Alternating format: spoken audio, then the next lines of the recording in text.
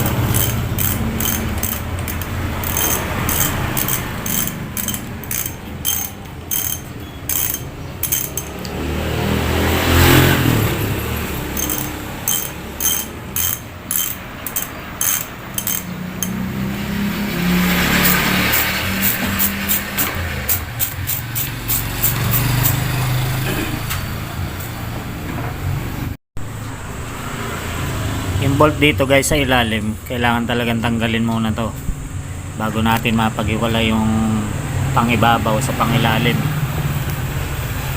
Tanggalin muna natin to.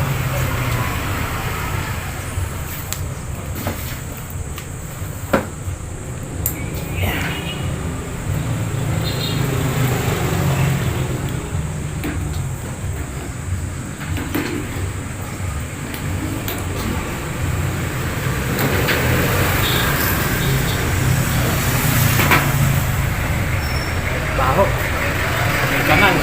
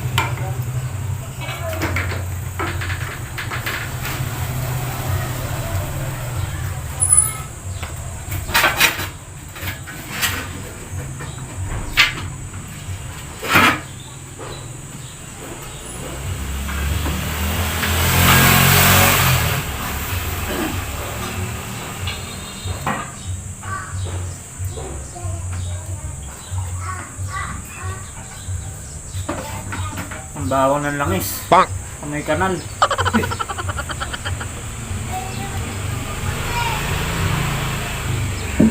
Nabaha pa yata yung shock na yun.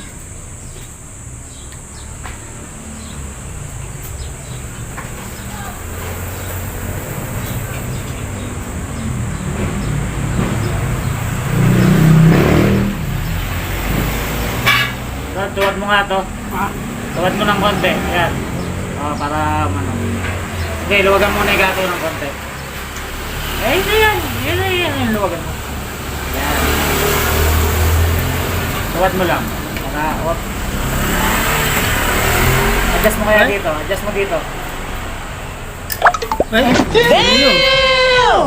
May tornilyo. Nasama. Doon nalungkot. Nasama may tornilyo. Cut!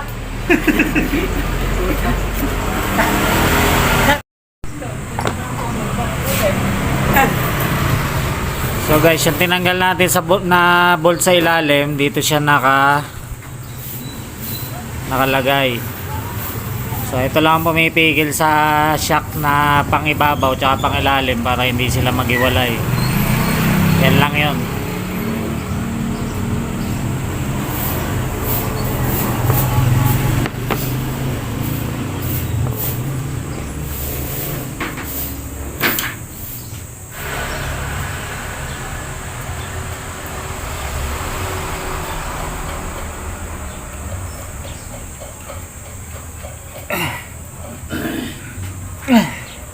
Stop it. Get some help.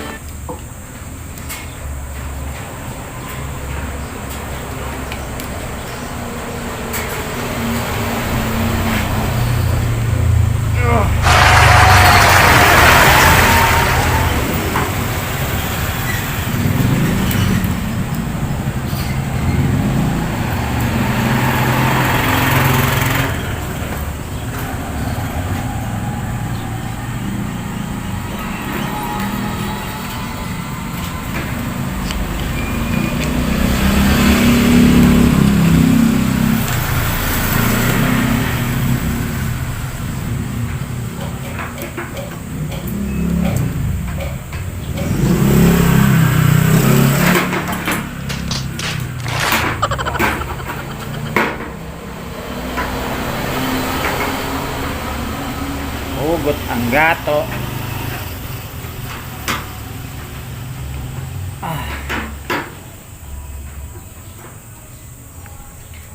Ito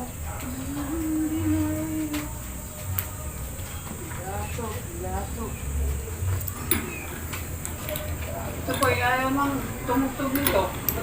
Nagtutugtog yan. Ba't bigla na lang ako ito ay ayaw mang gumana? Hindi kaya naubusan ng kanta yan.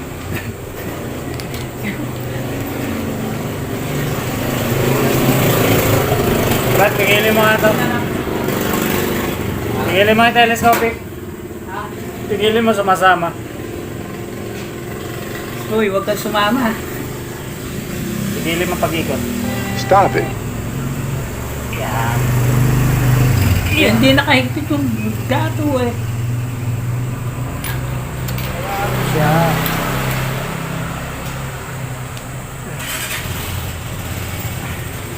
Hindi na lang. Manood si Dato eh. Gato, iwasay ka po dyan.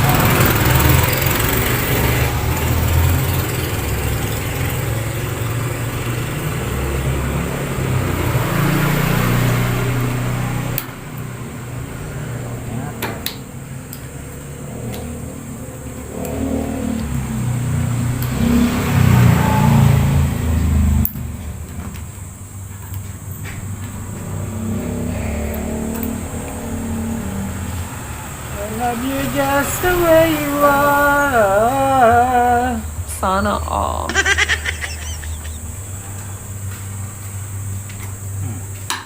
Puro libag. Dami niyang libag.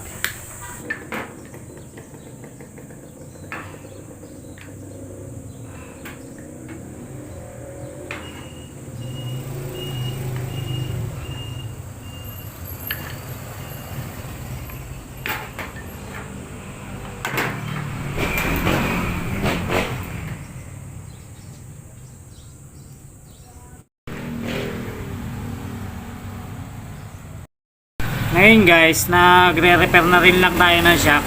Ipapaliwanag ko sa inyo kung paano ginagawa ko kapag may gasgas yung telescopic nyo, para hindi nagagasgas yung mga bagong oil seal na pinapalit nyo. So sabihin na natin, for example, ang gasgas nya ay dito sa part na to. Halimbawa, may kasing laki siya ng piso na gasgas dito sa part na to. Yung gasgas na yan guys, siya nang tatama sa oil seal nya pagka nag-play siya. Halimbawa, nag-play siyang ganyan, siyang gagasgas dun sa bagong oil seal na bibilin nyo, na ipapalit nyo dito. Kaya kahit ilang beses kayo magpalit ng oil seal, hindi pa rin titino yung shock nyo. Meron pa rin siyang leak, hindi siya mawawala ng leak.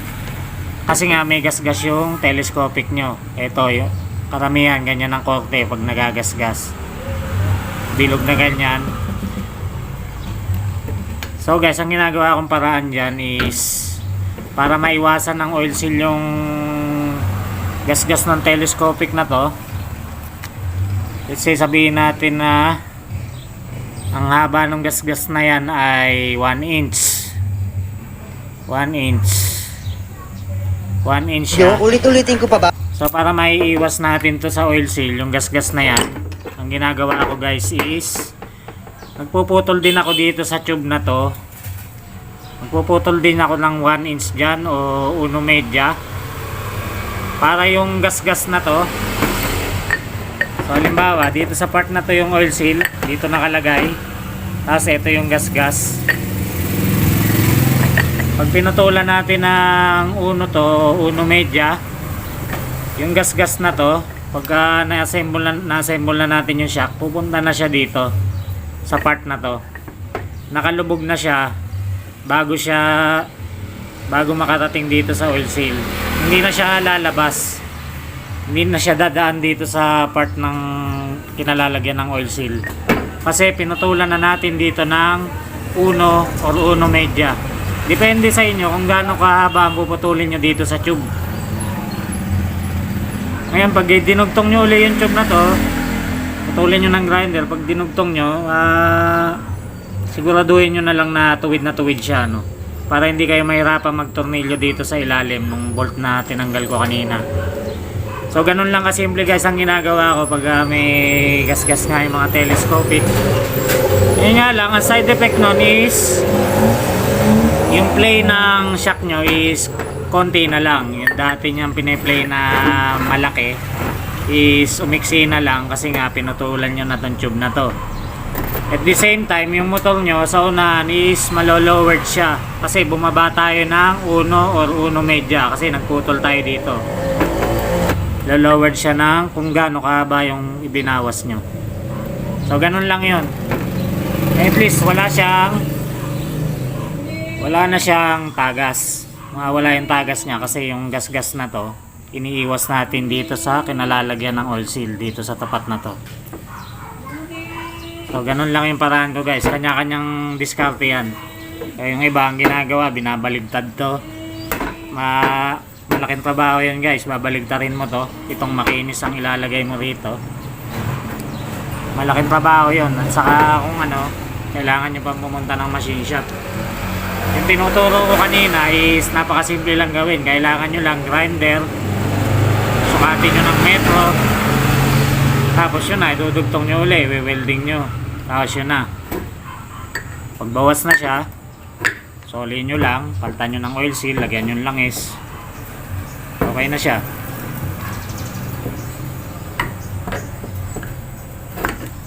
So ganun lang kasimple yun guys. So guys, nakabili na tayo ng bagong oil seal ang TMX Supremo. Ang sukat ay 3143-10.3. Kinabit ko na siya. Ngayon pwede na natin siyang buuin ulit.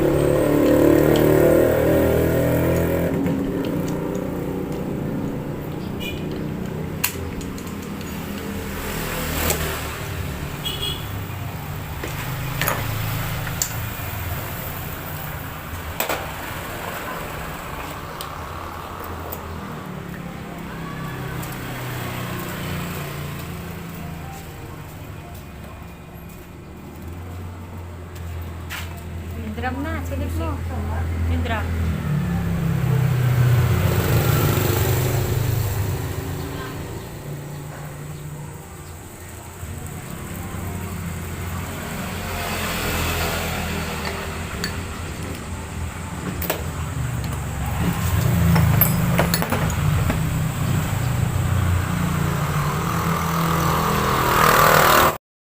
Ngayon guys, pagkatapos nyo isoli yung bolt dito, pwede nilang tanggalin ulit to para makapagsali na tayo ng langis.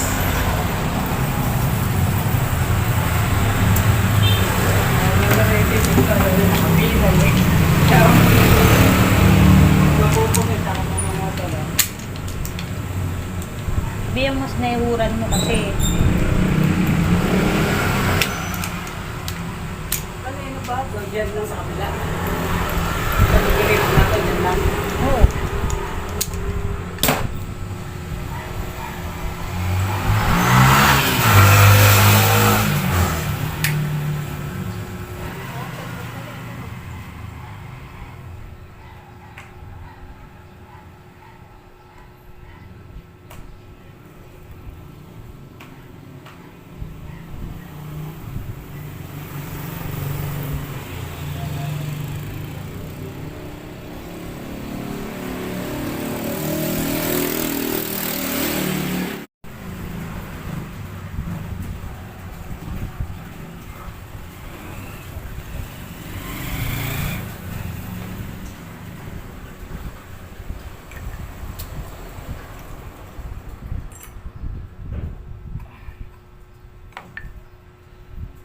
Hindi na nga.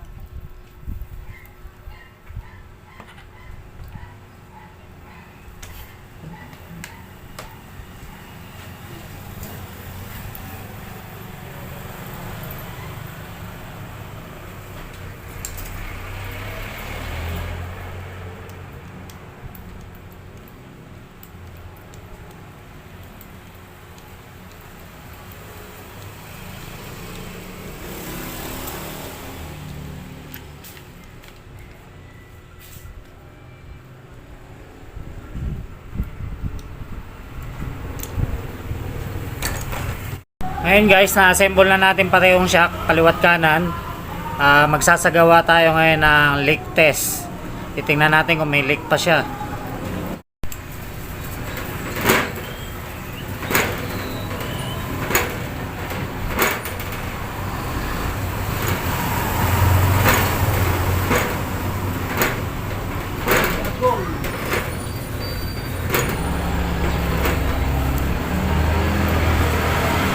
So ayan guys, wala na nag-leak sa kanya na langis. Okay na siya, pwede na siyang ibenta ngayon. So sa halagang 200 na bili ko sa kanya, pwede natin siyang ibenta ngayon ng 800 para mabawi ko yung mga pinambili ko ng oil seal tsaka langis, plus may kita na ako dun.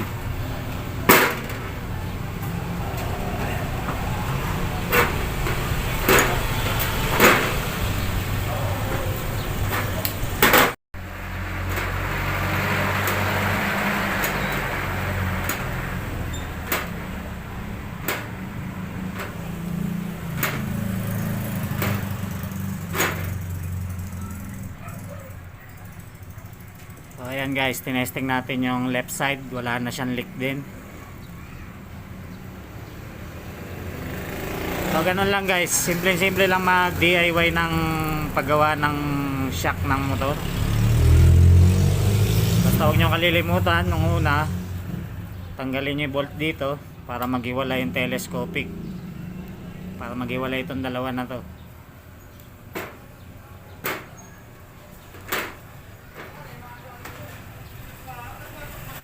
Yun nga guys, nakatapos na naman tayo ng isang walang kabuluhan video mula sa aking walang katuturan channel.